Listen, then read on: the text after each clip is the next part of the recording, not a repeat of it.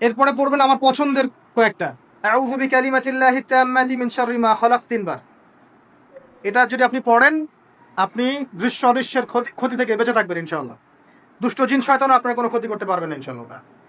আরেকটা খুবই শক্তিশালী দোয়া আছে, সেটা হলো বিসমিল্লাহিল্লাযী লা ইয়াদুররু মা ইসমিহি শাইউন ফিল আরদ ওয়ালা ফিস সামা ওয়া হুয়াস সামিউল আলিম। 3 বার করে এইটা যে পড়বে, এই যে জিন বলেন, ভূত বলেন, এই যে পেতনি বলেন, যেগুলো আমরা ভয় পাই, ঠিক আছে, চোখ লাগা বলেন, বদনজর বলেন, যা যা আছে, হিংসুকের হিংসা, কোনো কিছুই আপনার কোনো ক্ষতি করবে না। এবং ইনশাল্লাহ আপনি হঠাৎ মৃত্যুবরণ থেকে বেঁচে থাকবেন ইনশাল্লাহ, হঠাৎ মৃত্যুবরণ। এটা কিন্তু সবার জন্য নিয়ামত, এটা সবার জন্য নিয়ামত না।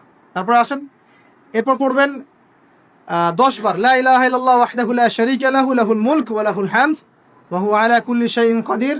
এটা 10 বার পড়লেও হবে। আর যদি 100 বার পড়তে পারেন, তাহলে আপনার চেয়ে বেশি নেকি কেউই অর্জন করতে পারবে না।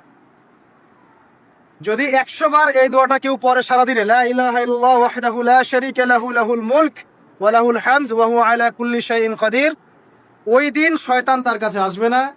100 গুনাহ আমলনামা থেকে কেটে দেওয়া হবে, 100 নেকি লিখে দেওয়া হবে, এবং আল্লাহর কাছে দিন শেষে একটা তালিকা পেশ করা হয়, আজকের দিনে কে কি আমল করেছে, এই তালিকায় তার নাম দেখবেন সবার আগে আছে।